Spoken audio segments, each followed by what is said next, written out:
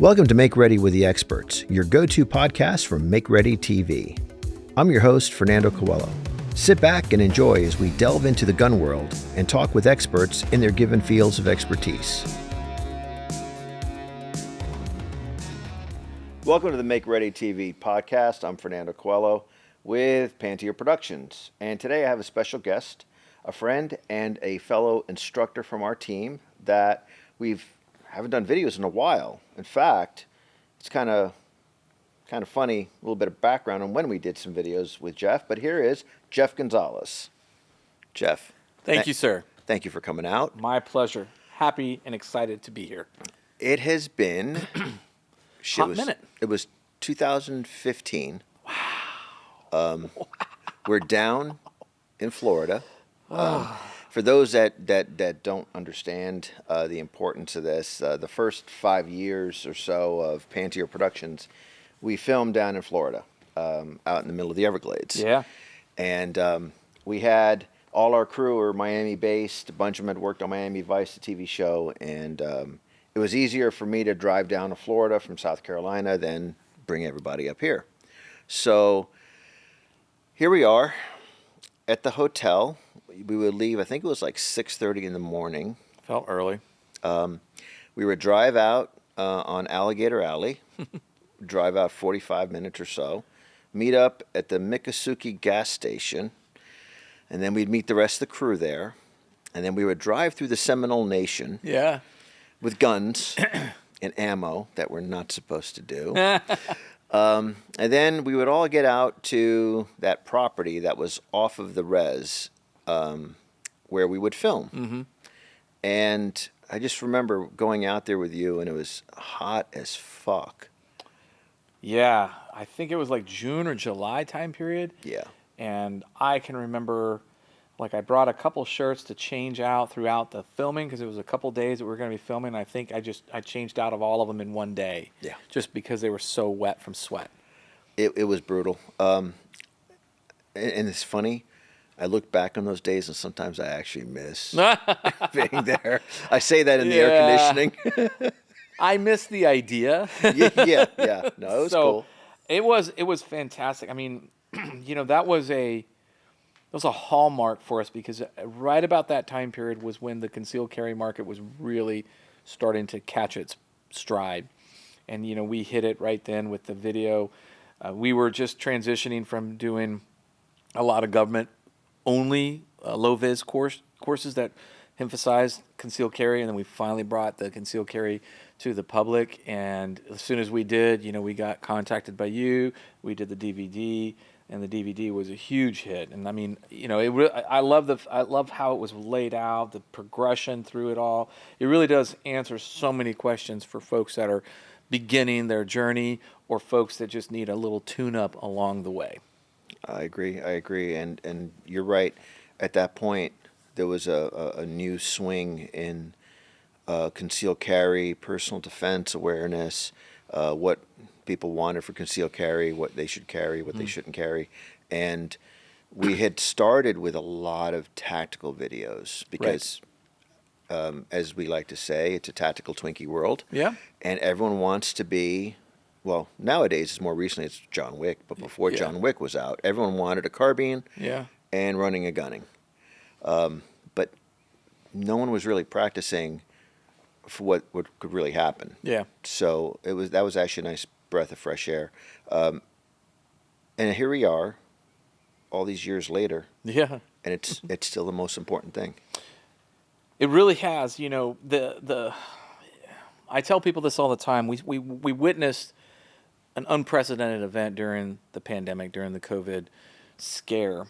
And what it really did was it really opened the eyes to a lot of people of the importance of being armed. And then once people started to recognize the importance of being armed, of actually knowing what they're doing.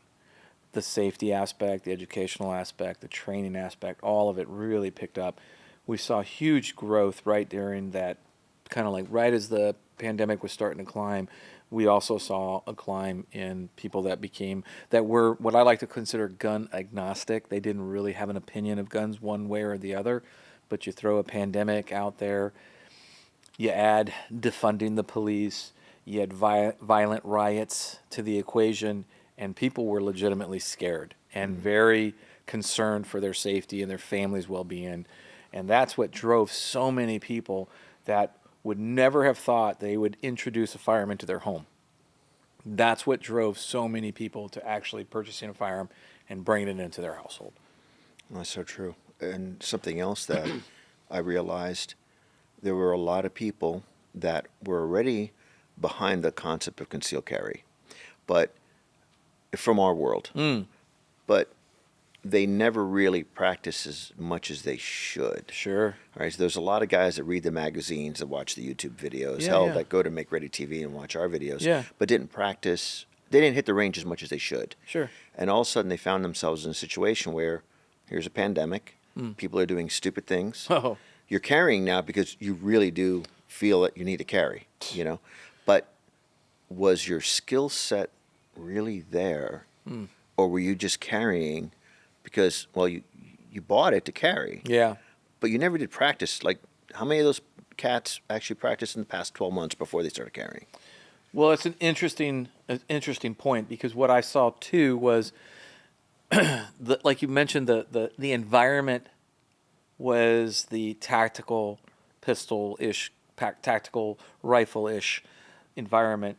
So you had like these full-size pistols or these much larger frame pistols that they were carrying on their Batman utility belts, and that didn't translate well to carrying concealed. So then they are using a different firearm for their concealed needs. And the disparity between the one pistol versus the other pistol, like one pistol virtually shoots itself, the other pistol you actually have to work. You actually have to exercise the fundamentals of marksmanship and all that it entails. And not having an appreciation for that, I think caught a lot of people off guard. Really kind of like, what? Okay, all right, I need to practice with this smaller, more compact pistol that I actually carry concealed on a regular basis. Which isn't as Gucci, so people just don't want to do that. That is true. The funny thing is that now, all the rage are the more micro compact pistols, and now you see you see a complete cottage industry open up to support it. All the different frames, slides, all the different accoutrements that you can throw on there now. So in a sense, I think we've started to get to the Gucci world that we were seeing there at that time period. I think the concealed carry market is just now getting to that Gucci world where you start to see so many other companies that are actually building aftermarket products for factory guns. Well, and I noticed too, it was an interesting dynamic when SIG came out with a 320. Here's a polymer frame striker fired pistol with an assembly in the frame, the serial numbered assembly. Yeah. But then they did something that no other gun company had ever done. Yeah. They invited everyone up to the SIG facility, all the other manufacturers, Wilson Combat, all these other companies that made stuff. And they said, hey, you want to make frames? Yeah, yeah. Go ahead and make frames for our pistols. Yeah. You want to do slides? Do slides. You want to do whatever? You want to do barrels? Do barrels. Yeah. And all of a sudden, they did the opposite of what you usually see in the gun industry. They embraced the aftermarket parts. And then all of a sudden, you can now buy a 320. Yeah. Complete from SIG, many variations of it. Yeah. Or you could just buy the striker, or the The assemble. FCU, the fire control unit. Yes. And go buy everything else somewhere else. It's the craziest thing to think that you could just literally buy this, basically what amounts to a trigger. That's what it's a square block with a trigger hanging out of it. You buy that, and then you go and you just pick and choose the slide, the frame, the barrel, and all the other accessories that you want, and it just drops right in. I mean, it's the Lego of guns. Yes. It's so awesome. I mean, and then they took that idea, the 320 fire control unit, and they moved to the 365, and they hit it out of the park again with the same concept, the fire control unit. That is the only part of the gun that's actually serialized that the ATF cares about. And then they just allowed the industry as a whole to come up with their own take on what the frame would look like, what the slide might look like. And it's hard to measure the success that they've had. They just continue to make good decisions in that direction.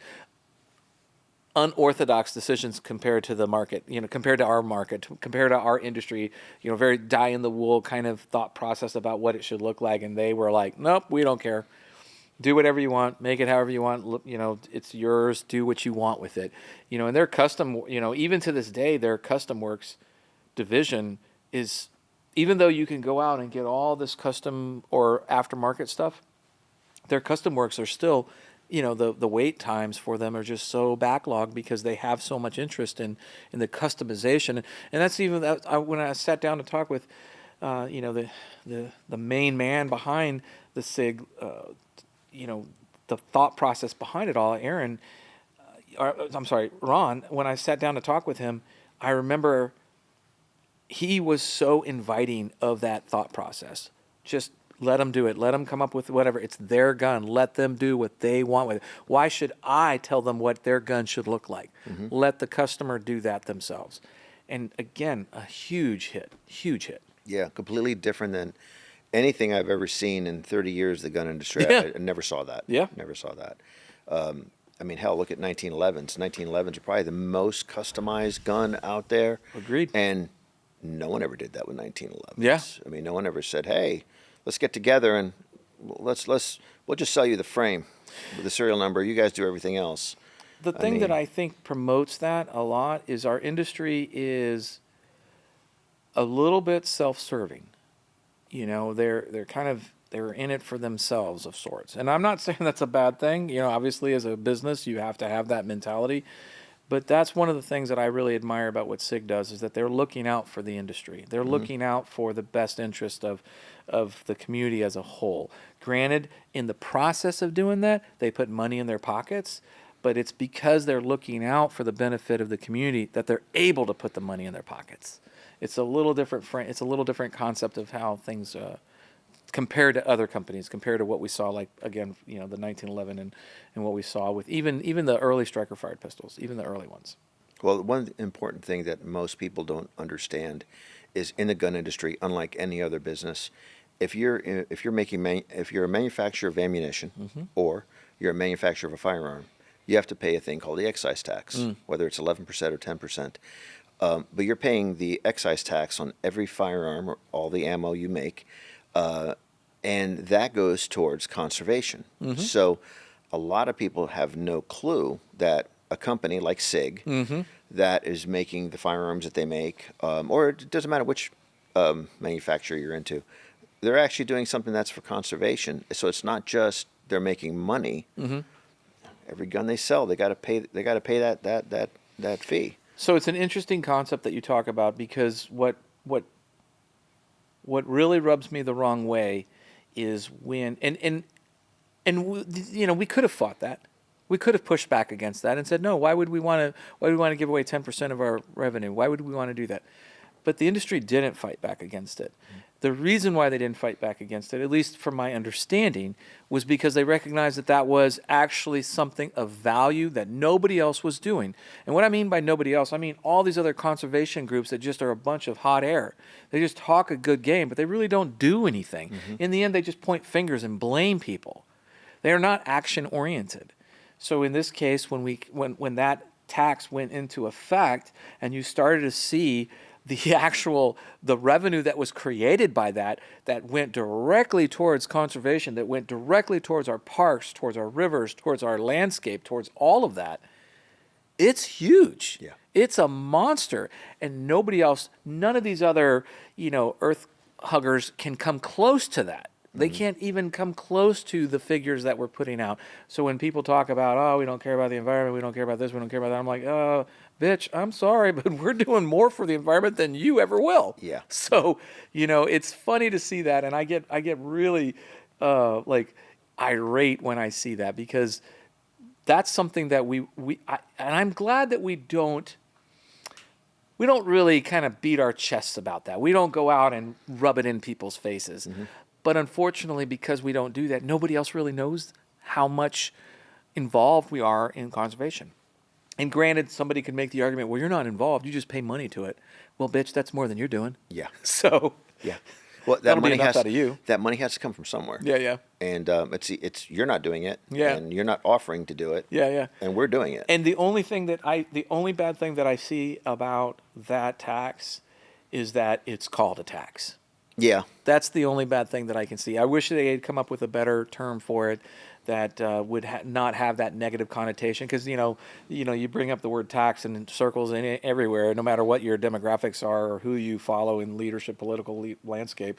Tax is tax is the dirty word. Tax is Right. the naughty word that nobody likes to talk about. So that's the only thing I wish they would have figured out differently. No, that's true. That's very Yeah. true. Now, here we are. Yep. Dating ourselves as 2024, which, Jesus, and we're both getting old. Yeah. What do you see has changed over the years from the demographic of the person that you see in a class that's coming to learn concealed carry, self-defense techniques, a carry pistol, not a Gucci pistol? I mean, more women, more men. Well, I mean, to be honest, we really didn't pay attention to that. We just saw you as a student coming and wanted to learn and assumed that you were there because you wanted to learn. But as of late, there's a lot more folks that are, and like I could throw a big net out and say there are a lot of folks that are interested in defense, self-defense now. And those folks are falling into two big buckets: females, women, and minorities. But even then, it's I wouldn't say it's proportionate, but you still see a large base of the folks that have always been involved in training and education. They continue to do it. You're just now starting to see a lot of these other groups that are starting to recognize the importance behind education and training and why they are starting to join in and everything. And what I tell people is, man, we welcome anybody and everybody. If you choose to defend yourself with a firearm, to exercise your constitutional rights, we're there to help you. We're there. I don't care what your beliefs are. I don't care. My belief is simple: that as an American, you are you have been endowed with these God-given rights. My job is to assist you in trying to understand those rights better, to learn how to exercise those rights better, and then to be better prepared for the worst case scenario should you find yourself in that situation. So we don't, I don't care. I welcome everybody. I've had the fortune, because what I also don't want is I don't want any more division. I don't like to talk about, what's the demographic? I think it's good to understand that, but I don't want to do things that's going to further divide us and further create division amongst us. We all need to recognize that whether you like it or not, we're all in one big boat, and we have to work together to bring more people into our boat, to create more awareness, to create more advocates, to create more ambassadors that can further move out and ensure that our way of life is established for future generations to come. That's my prime directive right now, is to worry about. I've started to kind of slide a little bit more towards the advocacy side of the house and really working with folks. I've had several conversations with legislators and politicians back home, my home state of Texas, and I'm excited about that because I sense a little change. I sense an interest in understanding more. I sense a desire to want to learn more. And I think that's hugely important because obviously they're the ones that are writing the laws that impact us. I want them to have all the information. I want them to make good decisions about the laws, future laws, or existing laws. I want to see, right now you're seeing a lot of our 2A groups that are just smacking down in the courts with, overrulings or turns of past cases. And that's hugely valuable. What I want to see that continue. I want to see new laws being passed that support Second Amendment, that support our freedoms, that reinforce them, because that's the thing that we saw the pendulum go towards anti-gun legislation. I now want to see the pendulum swing towards pro-gun legislation, because I want to see it written in laws that will safeguard our futures, aside from the Second Amendment and the Constitution itself. We've seen how much that's been abused, so clearly it is a standalone document in my eyes, but it needs reinforcement. It needs support. It needs a team to back it up to ensure it survives for future generations. I really agree with that. I agree because I always see that we're finding ourselves defending our freedoms, Yeah. defending our constitutional rights, Yeah, yeah. but not putting stuff out there that's legislation that helps. Like, let's stop this bullshit. Yeah. You know. Unfortunately, you have to know how the game is played. For the last 20 years, whether we paid it, I will admit, I was naive to a lot of this in the early years. I just thought, no, that'll never happen. No, they'll never do that. No, come on, that's stupid. Yet here we are, right? Here we are with the current vice president, presidential non-nominee, because I don't believe she was nominated, talking about gun confiscation, talking Right. about how in the first 90 days of her presidency that she will, enforce an executive order that will take the guns. Mm-hmm. That should be a very clear, and now they're saying the inside part's outside now. They're very, very brazen about that. Yes. And so for all this time in the past, they pushed hard for pro-gun legislation. And we were in a reactionary mode. We just were on defense. That's all we did. We were like, no, let's then, and God bless all those organizations that were out there trying to fight the fight. But all that did was bring us back to a neutral stance. And what we need to do now is we need to take the lessons that we learned from the anti-gun legislative period of time, and we need to actually instill a pro-gun legislation period of time to counter all of that. And I think if we did that, not everything's going to pass, not everything's going to get approved, but if every state did their own, if every state kind of worked towards that, across the board, we would see a lot of changes. And I think one change in particular that I'm very fond of is seeing more states embrace a constitutional carry. Yes. As we see that, like my prediction, and I'm not too far off, was when we got to 35 states in the union that were constitutional carry, and I think we're 2 or 3 away right now, we would see a significant shift in the landscape within the political environment as far as pro-gun or anti-gun legislation. Why? Because 35 states have enacted constitutional carry. They recognize the rights of the free men and free women, and they're not going to challenge that. So we'll probably see some legislation slow down a little bit as we see 35 states join in constitutional carry. If we ever got to 40 states, I think this would be a non-starter. We wouldn't be having these conversations about anti-gun legislation anymore. It just wouldn't start. It wouldn't. It's a no-brainer. Anybody with any sense in the political world that tried to push some sort of anti-gun legislation with 40 states constitutional carry would recognize that that's just not a winning solution. It hasn't been so far in a lot of cases, but it would really be. And now it becomes a matter of, well, do we want to continue to throw money at this, or should we start throwing money at other things? So Well, that's another my thing too is reciprocity. I've noticed with when you look at websites online that say, Yeah. okay, you live in South Carolina or you live in Texas, so these are Yeah. all the other states you can carry in. Yeah. Okay. I'm originally from New York, Oh, wow. and I remember in New York, which to this day, if you want a concealed carry permit in New York and you're lucky to get one, it's good in New York. You want to go to Connecticut, no, they don't recognize Yeah. it. You can get an out-of-state carry permit in Connecticut, but then now you have to get a permit in Oh, it's Connecticut. crazy. So at the time I lived there, I had New York, Connecticut, Massachusetts, Rhode Island, and Pennsylvania all filed in each state. Yeah. And no such thing as reciprocity. And Yeah. to this day, there's still no such thing as Yeah. reciprocity. And it just doesn't make any sense to me. So it's an interesting question I've pondered quite a bit, and I feel like there's a solution there, right? I don't like to use the same example of like a driver's license, which is recognized nationwide. Driving is a privilege, not a right. So it's a little different. But I do believe that there could be a measure established that would recognize a few things. So anytime you enact some sort of initiative to something, you're usually going to get the best end, the better product, the better outcome. I saw this, one of my favorite examples that I love to share was I worked with a department, small department of about 250 sworn officers out of New Jersey. I think it was New Jersey. I'm pretty sure it was New Jersey. Great. I remember we trained in a kind of like a rock quarry. That's all I can remember. And it's a great group. And I remember working with them. The first thing that I noticed was I was like, wow, these guys are a little bit more squared away than I thought. Then we started shooting day one. It was a 3-day advanced course. And I was like, ooh, okay, these guys are bringing it pretty hard.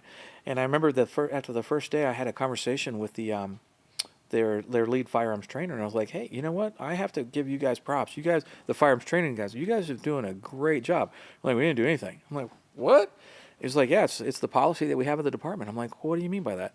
So he went on to explain basically their marksmanship policy, right? So a cadet goes to the academy, they graduate, and they are issued their official duty gear, which is whatever, Glock 17 and their duty rig, and the department will provide them with their 9mm ammo to train and qualify for. If they qualify expert for 2 years in a row, they move up to another level. And at that level, they are now allowed to choose from 3 different accepted weapons, 3 different accepted firearms. Glock 17, Glock 22, some other gun, I can't remember what it was. Or maybe it was more than 3, I don't remember. But if they qualified twice in a row, they were able to move up to that level. Then, if they qualified 2 more times, so that's now 4 years in a row they've qualified expert, they can choose whatever firearm they want to carry. And the department will supply them whatever the caliber. It has to be within a 9, 45 range, but if they did, the department would provide them. They have to provide their own duty gear. The department provided you with a duty gear and duty pistol, but anything after that is up to you. And like they have like a pass rate in their qualifications of an insane, like 85% are passing. And their qualification wasn't like just a, hey, just show up and breathe. It was something they had to work for.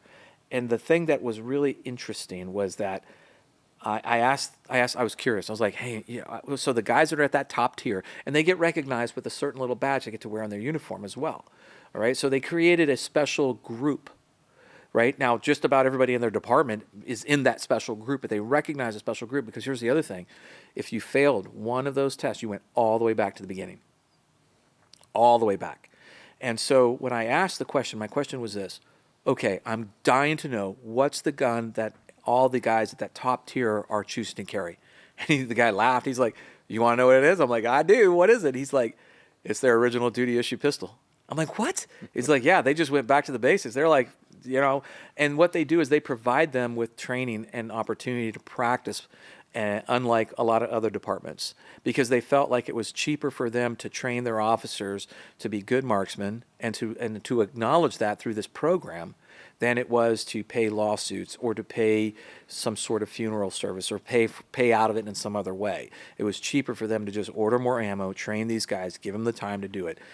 I thought that was a brilliant plan because it speaks for itself. Mm-hmm. These guys, he said, yeah, we've had a couple of guys that failed and they just stay at the basic level, but it's okay because the rest of the department is so strong in that case that we feel very good about ourselves. Retention is high, their morale is high. Of course, I don't know about now, but back then it was super, super high. So my idea is something similar to that. What if we were to create a program where to get national recognition from all states, you have to have achieved a certain score. Like we agree on a qualification, whatever. But it has to be a qualification that also any law enforcement agency would be able to pass. So it can't be so crazy and off the wall. It has to be something that a law enforcement officer would be able to pass as well. And we make it so that, okay, you as a private citizen can demonstrate, 40 hours or more of training a year, and you qualify as an expert, and you do that for 2 years. So that's 80 hours in 2 years, so 2 qualifications as expert. And we're going to say that you can now carry in non-permissive environments around your home state. So, for instance, like businesses that are, because if you have a private investigator's license, you can carry in these non-permissive environments. It's already enacted in some states. Not every state does this, but some certain states, a private investigator's license and a personal security license gives you the authority to be able to carry in those non-permissive environments. So if a private citizen demonstrated a similar type of skill set and professionalism, mm-hmm. then they should also be given that same thing. If they did that for maybe say 4 years, so 2 years and then 2 more years, we should move beyond the border of their home state to national. being able to do it at a national level. Now, point to somebody in our world that we know that wouldn't do that in a heartbeat, that wouldn't put the effort into making that qualification and put the time in to get to that 4-year mark to be able to carry nationally and have that kind of that reciprocity that you're talking about. It would end, and a lot of people, the pushback that we see, well, that's somebody else coming from somebody other state, we don't know. Well, but they would be recognized as being at the top tier of marksmanship capabilities, mindset preparation, and of course they're able to match with their law enforcement peers. The only thing they wouldn't have is obviously arresting powers. So where's the fault? Where's the con, if you will? And really the only con is that we as the armed citizens would have to wait to demonstrate our proficiency over time and then maintain it over time. But I think that would be something that a large majority of our population would jump at in a heartbeat. So well, if there was a standard, Yeah. and that standard is whatever the standard is, Yeah. I can see that. I can see that. Something similar to that. Incentivize them to want to be in that special group, reward them with more opportunity, and then recognition of it by, hey, I get to do this kind of thing.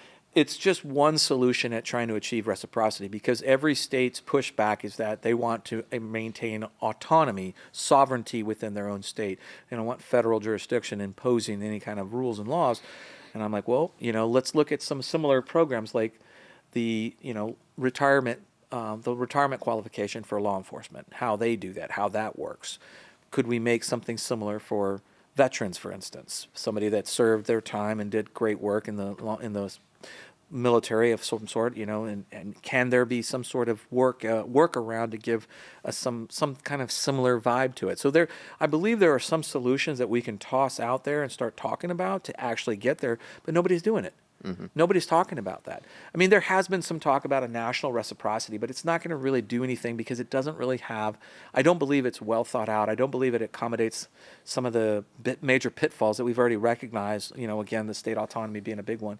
I think this is one that can really, and it can also show a nice progression so everybody's comfortable. Like all the naysayers can then kind of sit back and say, oh, okay, well, the world isn't burning. When Florida enacted their LTC program, the biggest bitch was that on day one, it's going to be anarchy. Right. And we all found out that was not true. So just giving them that sense of comfort that, it's not going to be anarchy. It's going to be exactly what we tell you, which is people are going to go about their business.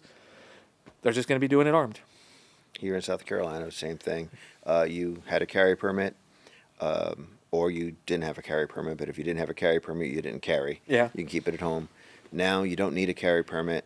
People still get carry permits Sure. for the reciprocity with Of other course. states, but no anarchy started, no craziness started. It's just fear mongering. Yeah. That type of language is fear mongering. Whenever I get in conversations with people that's their line of thought, I ask them, what in our past has led you to believe that's going to happen? Is there some sort of past event of similar significance that you somehow feel is relevant to this event? Or are you just making that up? Because if there is a past event that you are concerned about, let's talk about it. What did you associate that makes you think that there's going to be anarchy?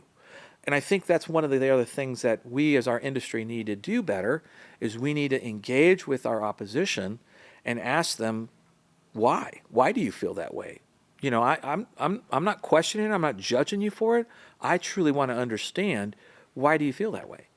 Because a lot of times it's just naivete. They just don't know better. Sometimes it's misinformation. Sometimes it's actually, intentional.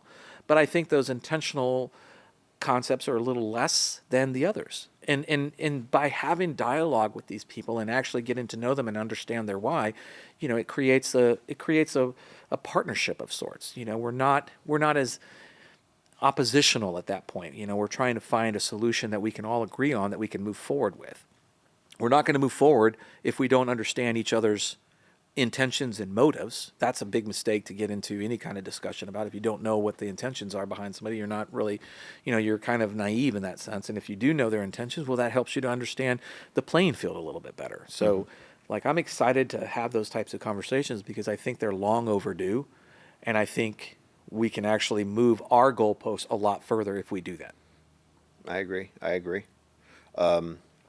Now to shift gear into Sure. the industry of Yeah. something that everyone talks about. Yep.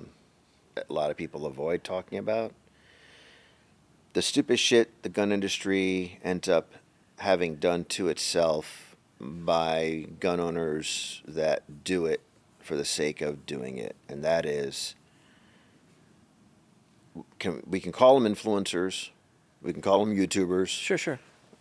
The people that get out there, see, for me, I've always looked at it as, we have the Second Amendment. Mm-hmm. So we have the ability to own a firearm. We have the ability to defend ourselves. Sure. And we can we can compete in shooting sports. Yep. We can shoot bowling pins. We get at a bowling pin match. We can do IDPA, USPSA, GSSF. You name it. There's 3-gun. There's many shooting sports out there. Sure. And then you have a lot of people out there that hate the gun industry and hate gun owners because they're just afraid of guns. Yeah. And then we have people within our own world that will post stuff on social media that is maybe not as helpful to our cause. Give me an example.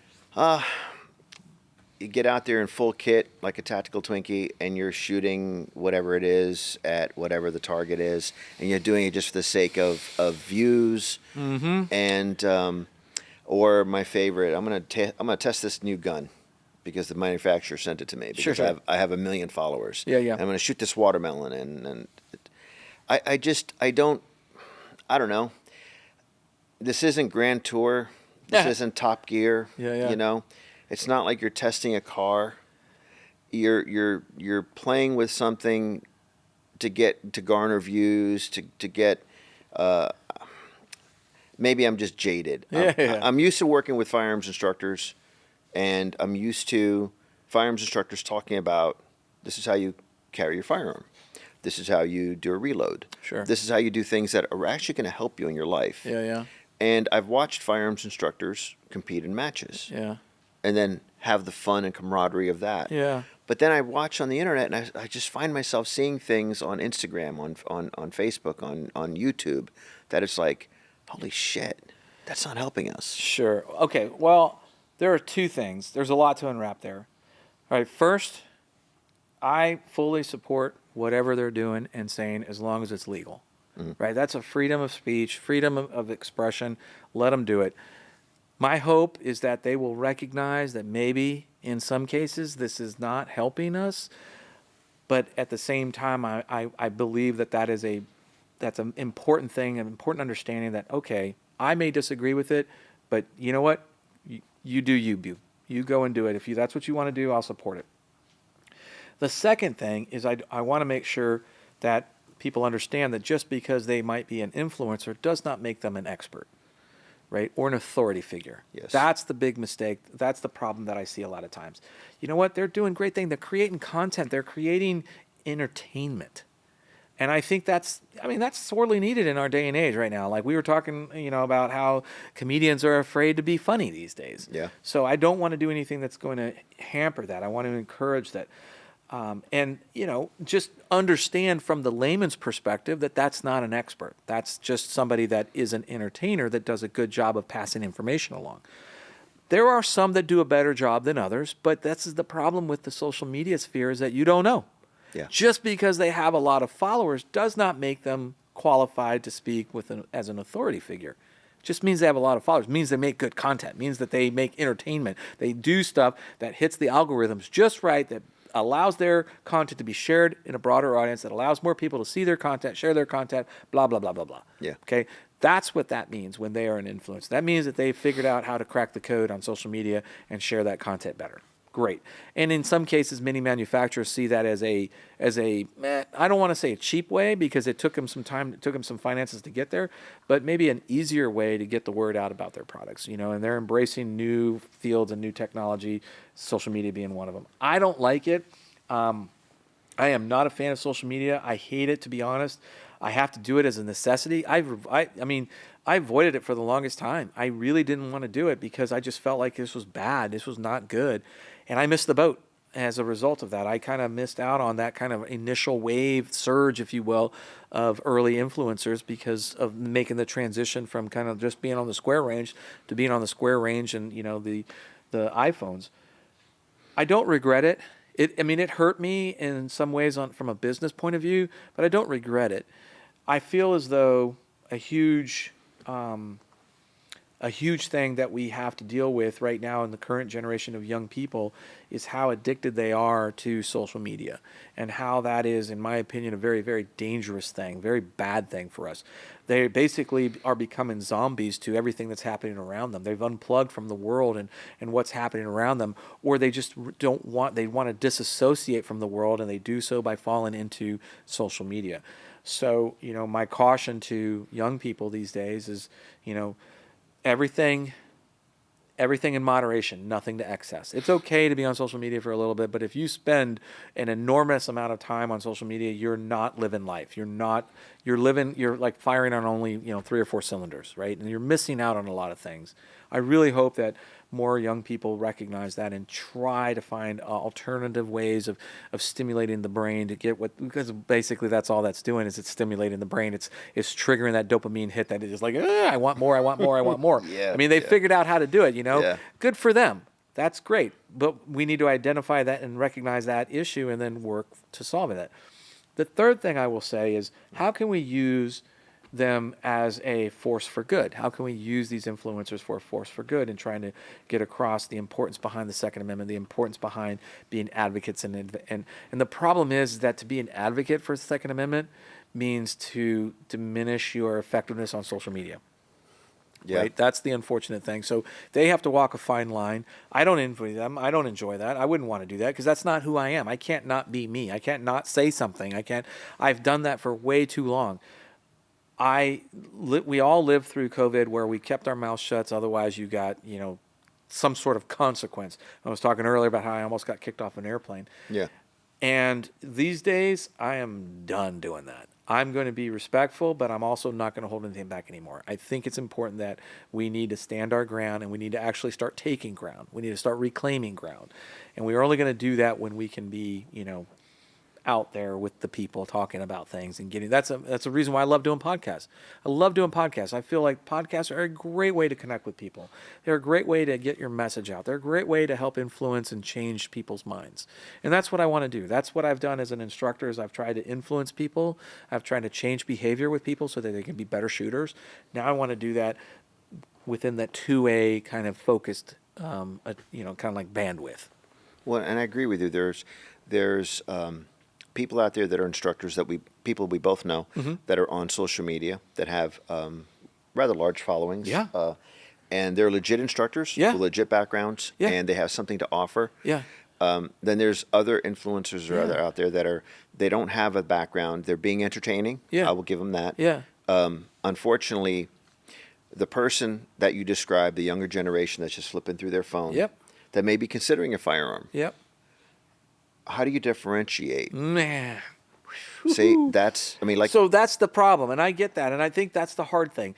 You've got to, unfortunately, you're not going to be able to make that omelet without breaking a few eggs, right? So for young people that are trying to find a good instructor or a good school to begin with, tried and true methods are good. Like if this is a funny thing, if they have a decent amount of gray hair and they've been in the industry for a while, that's what I would call a clue. Yeah. Right. And I don't mean, I don't mean that in a bad way. I just mean that, if they've got gray hair like myself, I've developed much more gray hair than I would like, but it's a result of being in this industry for as long as I have been, 20 plus years. And in that time period, you've seen things come and go, the cyclical nature of life and whatnot. So my advice to a young person that's looking to study the art of self-defense and whatnot, that might be a very good consideration. I would also say reviews are kind of itchy these days because I just don't trust them anymore. Mm-hmm. I think we see the manipulation of those things as well.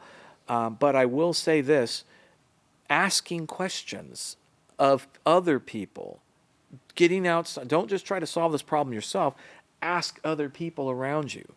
hey, where would you go if you wanted to learn how to use a gun for self-defense? Who would you recommend? Oh, I heard about this guy or heard about this guy. And then do some research. Like, you're going to have to cast a wide net, and you're going to have to eventually kind of narrow it down to a couple of guys, a couple girls, and then you're going to have to figure out, well, how much am I willing to invest? If I want to train with this well-known top-tier instructor, they travel all over the place, I'm going to have to travel to do that. Or I can maybe train with this local instructor that's maybe not as well-known, but maybe it's okay for me to start that way. And there's nothing wrong with that, I think. And unfortunately, that's the way that's going to have to start. You're going to have to make some mistakes. And just like anything, you realize, oh, that wasn't what I was expecting. And then you go to another school, and you're like, oh my gosh, I was blown away by this. This was amazing. There's just, and everybody's a little bit different. Everybody's going to gravitate towards certain types of personalities and certain types of individuals and how they teach and whatnot. So I think it's a tough situation for younger people to be in these days. Back in there was like a handful of instructors. It was not hard. It was not hard at all. So I feel for the young people these days, because there's just so much. It's sensory overload. It's like, how do you pick? It's a truly troubling type situation for them. And my heart goes out to them. And like I said, the best advice is start, by asking around, asking people, do some research, contact those instructors, and ask, exchange. Like if you were to reach out to us, if you were to send an email through our website to us, and you were to say, hey, I've got some questions, I'm looking to take a training class, we take that seriously. We recognize that person actually took the time to reach out to us and ask questions about us and who we are. We're going to take the opportunity to answer them genuinely and as timely as we possibly can. When I say timely, a lot of our staff, when they see an email like that, they're going to forward it up to me. They're going to want me to respond to that, which I'm happy to do, don't get me wrong. And so, sometimes that means that I'm traveling, I'm out here recording, we're doing stuff. I just came back from vacation. So, they may not get the most timely response because my staff wants me to answer that. They want me to be on the forefront of how we first interact with these, because that first impression is so important and so valuable. So we go out of our way to try to answer their questions and leave the door open. If you got other questions, ask away. We're happy to answer them. And we've had great dialogue back and forth with people that have never taken classes with us. That's fine too. Totally fine. I'm okay with that, because hopefully what we did was provide them a great foundation for where they want to go and who they want to train with. And I think you bring up a valid point. People should do more research, maybe. Differentiate entertainment. Sure.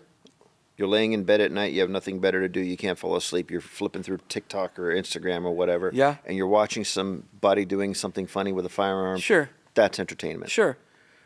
You want to learn concealed carry, you want to learn how to run a carbine. Well, let's not look at the entertainer now, and let's go seek out an instructor. Sure. That may be on social media. But then do what you do best. Google that person, or Yahoo or whatever. You'll find something about that person. And if they're a legit instructor, you'll know that they're a legit instructor. And to your point, I think people should reach out to that instructor. Go to their website, ask a question, or go to them on their social media channel and ask a question. It's work. That's the thing. It's work. You got to put the work in. Sometimes people just want the easy answer. Just tell me where to go. Yeah. I have good friends of mine. It's like, Jeff, I need somebody to send my kid to in Las Vegas. Where can I go? And I'm like, okay, all right. Well, I'll hook you up. I'll find somebody that you can send your person. But everybody, not everybody has that luxury of just being able to call me up and say, hey, who do I go to in this part of the world to train? It's like, okay, you're going to have to do a little bit of work on your own to find that. And that's a good thing, because nothing free is really of value. If it was free, there's always a catch. So you're going to have to put some work into that, and that means time, talent, and treasure. I would say one last thing to a new shooter, and that is, like, recognize that you are like everybody else that has come before you. Unsure of yourself, don't know what you're doing, worried about how you're going to look in front of other people, worried that you're not going to know what to do and how to do it. That defines exactly how I started my career, right? I didn't know shit from Shinola, and it took me a while to perfect and master my craft. And so I would say, that's like everybody else. Don't feel, I don't want to say don't feel like you're special. You are special in your own little way, but you're not like anybody else that hasn't been through this and hasn't done this. We've all gone through that. That's part of this process. And those that are, that's the other complaint that I have with our industry is that we're not creating a more welcome environment for these folks to feel more comfortable about coming forward and saying, hey, I want to train, I want to do this, but I'm not sure what to do and how to do it. We gotcha. Easy day. We'll take this here, do this, ABC. And that's what I wish our industry did a little bit better, myself included. I wish we did that a little bit better to create a more welcoming environment so that all these new shooters have a place to go and can feel comfortable and, more importantly, can get that itch. Yeah. Want to get that itch, because once you get that itch, man, it's hard to scratch it. You just spend the rest of your life trying to scratch that thing. That is so true. And you're right. I wish, I don't see it ever happening, but I wish in our industry there was a way of saying, and I know it's been done before. Yeah. Here is a group of vetted instructors. Sure. Or here's an organization, a nonprofit organization that has a list of instructors in every state that you should go to. Yeah. They're not saying that they're the only instructors, but this is a vetted list of instructors. And unfortunately, in the training community, in this alpha training community, it's very difficult to get everyone on board to do that. I mean, there's a lot of infighting. You have to Well, admit. I'll tell you, that's another complaint that I have about our industry. It's like, how do we safeguard our future? You know, like, I believe that one of the most important things to do is education, right? We need to educate the public. We need to educate the public that guns are not bad, people are bad, that guns are good, guns save people's lives. It's like any tool in the wrong hands with malintent, it doesn't matter. And there's nothing you can do to stop that. And what I hope is that we can really make a concerted effort towards trying to reach people and trying to come up with, like, I wish there was a simple solution of being able to have a list of people, but that's just as many times as that's been tried, it's failed for the same reasons. Yes. Really has. Yeah. I think, one suggestion maybe in that thought process, or with regards to that idea, one suggestion that could be helpful is if the instructors themselves created that list and maintained that list. Because that's the other problem, is like, it's hard, like, unfortunately for people to get involved with it, it's got to have some sort of revenue stream assigned to it. That's one of the reasons why they've always failed in the past, was because these folks were doing it thinking that they could make money out of it. You're not going to make money out of it. So really, the instructors should probably do something to try to formulate a plan to put a consorted list together that shows, okay, hey, go there, go this, and maintain it themselves, so that, because at that point it's like we're all in it together, we're all working together, and there's not going to be any revenue per se that's generated, unless there's maybe somebody wants to give a finder's fee or whatever. But I think that might be one suggestion. But you're right, there's a lot of infighting, there's a lot of selfishness, and listen, everybody's got to put food on the table and a roof over their heads. I get that. I'm not arguing that. I'm not trying to browbeat anybody that they should give up that. But there is a recognizable problem that we're not working towards solving. I agree. And I honestly don't have the solution for that. No. And I don't think we will. And I mean, it's tough. I think, some of the things that we talked about earlier, I think the preferred way for now, and I think with time that'll become better. That, like, coming up with a system of helping people search and learn and find out answers. Things like this, the podcast, the videos, all of that is, I think, also very helpful at helping to establish authority and professionalism and a recognition of, hey, this guy knows what he's talking about. This person knows what they're talking about. Let's go there. Let's go out there and try this. And that's the other thing I would tell people is, like, hey, you're going to have to take a risk. You're going to have to take a chance and say, okay, let's do it. And you're like, man, I hated that person. That person sucked. I don't ever want to deal with that. Let me just tell you right now, that is an isolated incident. That is not how this industry is. You could just pawn that off as a bad, that was a bad choice, and probably one in a million. Let's try to find somebody else. And hopefully the next school or class or instructor you go to will give you a better experience.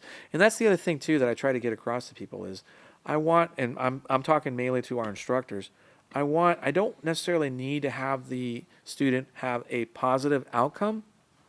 I need the student to have a positive experience.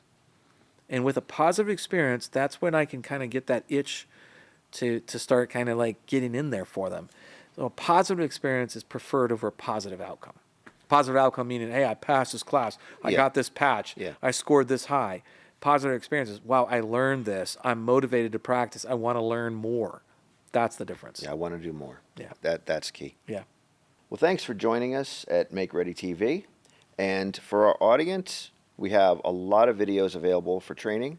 We have our original instructional video with Jeff on concealed carry. We have new videos coming that I want you to see. And we have a lot more videos we're going to be filming. And we'll be doing more interviews because I love busting his chops. And we still have to go have bourbon and cigars. I'm looking forward to that. So Well deserved today. definitely. Thank you, everyone. It was a pleasure having Jeff here. Thank you. Appreciate it, Fernando. Be sure to visit MakeReady.tv and subscribe today. You'll have access to all our exclusive videos, streaming to you on any device, anywhere, anytime.